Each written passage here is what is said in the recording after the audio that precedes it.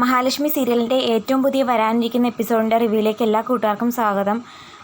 അങ്ങനെ മഞ്ജു സാഗറുമായിട്ട് ബൈക്കിൽ പോകുന്ന കാര്യം മേഘൻ തൻ്റെ കണ്ണാലെ കണ്ടു.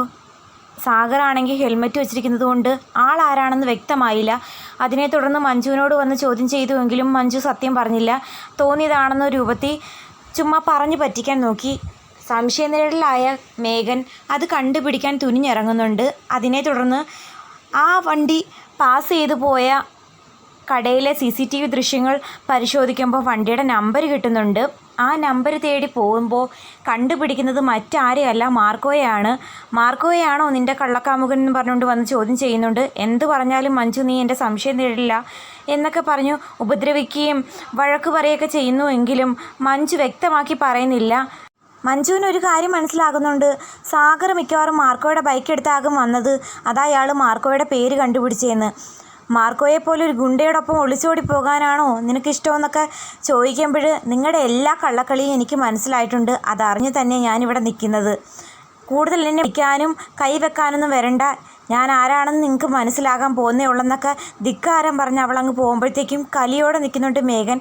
ശരിക്കും പറഞ്ഞാൽ സാഗറിൻ്റെ പേര് വ്യക്തമാക്കി പറഞ്ഞിരുന്നുവെങ്കിൽ മാർക്കോ എന്ന് പറയുന്ന ക്യാരക്ടർ ഇവിടെ അങ്ങ് അവസാനിച്ചേനെ. ഇത് വളരെ നിസ്സാരമായിട്ടുള്ളൊരു കള്ളമാണെന്നാണ് മഞ്ജു സാഗറൊക്കെ കരുതിയത്. ഇത് അവരുടെ ജീവിതത്തെ തന്നെ വഴിമാറ്റാൻ കെൽപ്പുള്ളൊരു ആയുധമാണെന്ന് അവരറിയുന്നതേ ഇല്ല. ഒടുവിൽ സാഗർ മാർക്കോയോടും ലോപ്പസിനോടും നടന്ന കാര്യങ്ങളെല്ലാം പറയുന്നു. മഞ്ജുവിൻ്റെ കാമുകൻ മാർക്കോയാണെന്നാണ് മേഘൻ തെറ്റിദ്ധരിച്ചിരിക്കുന്നത് എന്ന് കേൾക്കുമ്പം മാർക്കോയ്ക്കും ലോപ്പസിനും ഒക്കെ വല്ലാത്ത ചിരി വരുന്നുണ്ട്. ഇത് എത്രയും പെട്ടെന്ന് തിരുത്തണം. കണ്ണനും മഹാലക്ഷ്മിയൊക്കെ ഈ കാര്യം അറിയത്തില്ലേ? അറിഞ്ഞ് ചോദ്യം ചെയ്താൽ എന്ത് ചെയ്യുമെന്ന് ലോപ്പസ് ചോദിക്കുന്ന സമയത്ത് മാർക്കോ പറയുന്നു, അങ്ങനെ അവർ ചോദ്യം ചെയ്യുകയാണെങ്കിൽ നടന്ന കാര്യങ്ങളെല്ലാം പറയണം. അയ്യോ മാർക്കോ, ഒരിക്കലും അത് വേണ്ട. അത്രയ്ക്ക് വലിയ ചതിയല്ലേ നീ മഹാലക്ഷ്മിയോട് ചെയ്തത്. അതുകൊണ്ട് അവരറിഞ്ഞു കഴിഞ്ഞാൽ പ്രശ്നമാകുമെന്ന് നിനക്കറിയാമല്ലേ. തൽക്കാലം മാർക്കോയാണ് മഞ്ജുവിൻ്റെ കാമുകൻ എന്ന് വിചാരിച്ചിരുന്നാൽ മതി. അല്ലെന്നുണ്ടെങ്കിൽ ഒരിക്കലും മഞ്ജുവിനെ എനിക്ക് വിവാഹം കഴിക്കാൻ സമ്മതിക്കില്ല.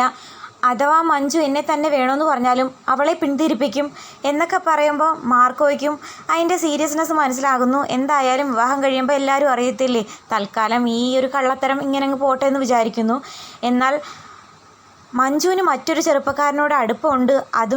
അതും താനും തൻ്റെ അച്ഛനും പ്രതാപൻ അങ്കിളും ഉണ്ണിയൊക്കെ വെറുക്കുന്ന മാർക്കോയുമായിട്ട്. ആ മാർക്കോ ഇത്തിരിയല്ല ബാക്കിയുള്ളവരെ കഷ്ടപ്പെടുത്തിയിട്ടുള്ളത്.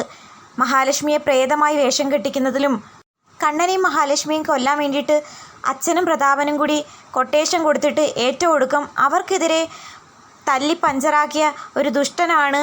അങ്ങനെ ഒരുത്തനുമായിട്ട് തൻ്റെ ഭാര്യയ്ക്ക് അടുപ്പമുണ്ടെന്ന് കേൾക്കുമ്പം ഏതൊരു ഭർത്താവാ അത് നിസ്സാരമായിട്ട് വെറുതെ വിടുന്നത്.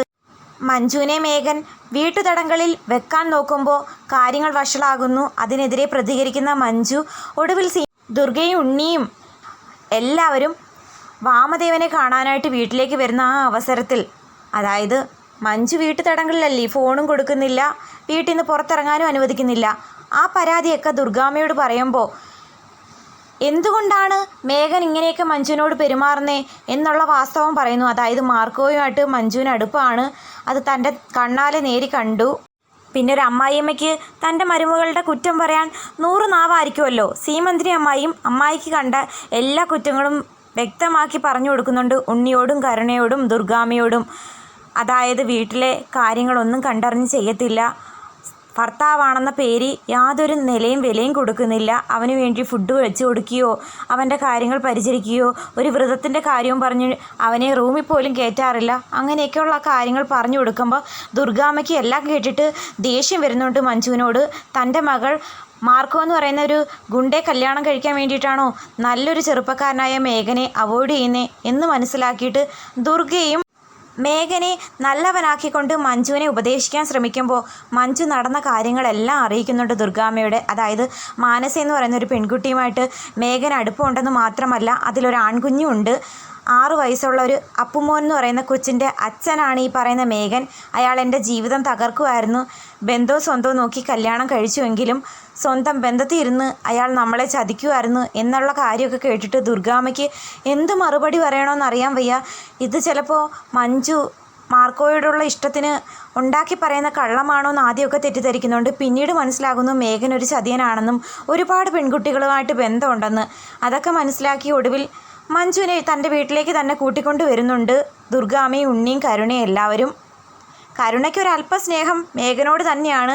കാരണം പലതവണ ഒരു പ്ലാനും നടന്നിട്ടില്ലെങ്കിലും മഹാലക്ഷ്മിയെയും കണ്ണനെയും കൊല്ലാൻ ഒരുപാട് കൂട്ടുനിന്നിട്ടുണ്ട്. മഞ്ജുവിൻ്റെ കുടുംബജീവിതം തകർന്ന വിഷമത്തിലാണ് കണ്ണനും മഹാലക്ഷ്മി. അപ്പോഴാണ് മഞ്ജുവും മാർക്കോയും തമ്മിലുള്ള സ്നേഹത്തെക്കുറിച്ച് അവരറിയുന്നത്. എന്തിന് മഞ്ജുവിനെ മറ്റൊരു പയ്യനെ അന്വേഷിക്കണം? പെൺകുട്ടികളോട് മോശമായി പെരുമാറാത്ത, സ്വത്തിനോടും പണത്തിനോടും ആർത്തിയില്ലാത്ത മാർക്കോയെപ്പോലെ നല്ലൊരു ചെറുപ്പക്കാരൻ മഞ്ജുവിൻ്റെ ജീവിതത്തിൽ വന്നു കയറുവാണെങ്കിൽ അവളുടെ ജീവിതം ഇനിയെങ്കിലും രക്ഷപ്പെടും എന്ന് മനസ്സിലാക്കിയ കണ്ണനും മഹാലക്ഷ്മി മഞ്ജുവിനെ മാർക്കോയ്ക്ക് തന്നെ കല്യാണം കഴിപ്പിച്ച് കൊടുക്കാനായിട്ട് തീരുമാനിക്കുന്നു. ഈ വിവരം അറിഞ്ഞ സാഗർ വല്ലാതെ വിഷമിക്കുന്നു. എങ്കിലും അപ്പോൾ പോലും സത്യം തുറന്നു പറയാൻ മാർക്കോയെ അനുവദിക്കുന്നില്ല. കാരണം ഇപ്പോൾ സത്യങ്ങൾ തുറന്നു പറഞ്ഞാൽ ഒരിക്കലും കണ്ണനും മഹാലക്ഷ്മിയും അറിഞ്ഞുകൊണ്ട് മഞ്ജുവിനെ തനിക്ക് വിവാഹം ചെയ്തു തരാൻ അനുവദിക്കത്തില്ല. അവളെ പറഞ്ഞ് മനസ്സ് മാറ്റിക്കും. അതുകൊണ്ട് തൽക്കാലം ഈ നാടകം ഇങ്ങനെ തന്നെ പോട്ടെ, വിവാഹത്തിന് മുമ്പ് എങ്ങനെയെങ്കിലും അവളുമായിട്ട് ഒളിച്ചോടി പോകാം എന്നുള്ള പ്ലാനൊക്കെ തയ്യാറെടുക്കുന്നു. പക്ഷേ ആ സമയത്താണ് സാഗറിന് ഒട്ടും പ്രതീക്ഷിക്കാതെ ഒരു ആക്സിഡൻറ്റ് പറ്റുന്നത്. ഒടുവിൽ നിശ്ചയിച്ച മുഹൂർത്തത്തിൽ മാർക്കോയ്ക്ക് മഞ്ജുവിൻ്റെ കഴുത്തിൽ താലി കെട്ടേണ്ടി വരുന്നു. കണ്ണൻ്റെയും മഹാലക്ഷ്മിയുടെയും അഭിമാനം രക്ഷിക്കാനും. ആക്സിഡൻറ്റിന് ശേഷം രക്ഷപ്പെട്ടു വരുന്ന സാഗർ മാർക്കോ മഞ്ജുവിനെ വിവാഹം കഴിച്ചു എന്നറിയുമ്പോൾ വല്ലാണ്ട് തകരുന്നു. കാരണം അത്രമാത്രം ജീവന് തുല്യമായിട്ട് സ്നേഹിച്ചതാണ് മഞ്ജുവിനെ സാഗർ. എന്നിട്ട് തൻ്റെ സുഹൃത്ത് തന്നെ വഞ്ചിച്ചോ എന്ന രൂപത്തിൽ വിഷമിക്കുന്നു. എന്നിട്ട് ലോപ്പസിനോട് പറയുന്നുണ്ട്, എൻ്റെ വിവാഹം കഴിഞ്ഞാൽ ഞങ്ങൾക്ക് താമസിക്കാൻ വാടക വീട് വരെ റെഡിയാക്കി തന്ന മാർക്കോ ഞങ്ങളോട് ഈ ചതി ചെയ്യുമെന്ന് വിചാരിച്ചിരുന്നില്ല. എന്തായാലും മഞ്ജുവിന് എനിക്ക് വേണ്ടിയിട്ട് വെയിറ്റ് ചെയ്തുകൂടായിരുന്നോ? എല്ലാ സത്യങ്ങളും തുറന്നു പറഞ്ഞുകൂടായിരുന്നോ എന്നൊക്കെ ചോദിക്കുമ്പോൾ ലോപ്പസ് പറയുന്നു, ആ സാഹചര്യം അതായിരുന്നില്ലേ? അവളെ തെറ്റു പറഞ്ഞിട്ട് കാര്യമില്ല. നീ രക്ഷപ്പെട്ട് വരുന്നത് വരെ അവൾക്ക് പിടിച്ചു നിൽക്കാൻ പറ്റിയ ഒരു സാഹചര്യമായിരുന്നില്ലല്ലോ. അതുകൊണ്ട് നീ എല്ലാം മറക്കാൻ പറയുമ്പോൾ ഒന്നും മറക്കാൻ എനിക്കാകില്ല. മാർക്കോയെ ഞാൻ വെറുതെ വിടില്ല. എൻ്റെ ഉറ്റ സുഹൃത്തായിരുന്നിട്ട് എന്നോട് ഈ ചതി ചെയ്തല്ലോ എന്നൊക്കെ പറഞ്ഞ് പൊട്ടിത്തെറിക്കുന്നതായിട്ട് കാണിക്കുന്നു. അപ്പം വരാൻ പോകുന്ന ഈ കിടിലൻ എപ്പിസോഡുകൾക്കായി കാത്തിരിക്കാൻ. മഞ്ജു മാർക്കോയ്ക്ക് തന്നെ ഉള്ളതാണ്, അതിലൊരു സംശയം വേണ്ട.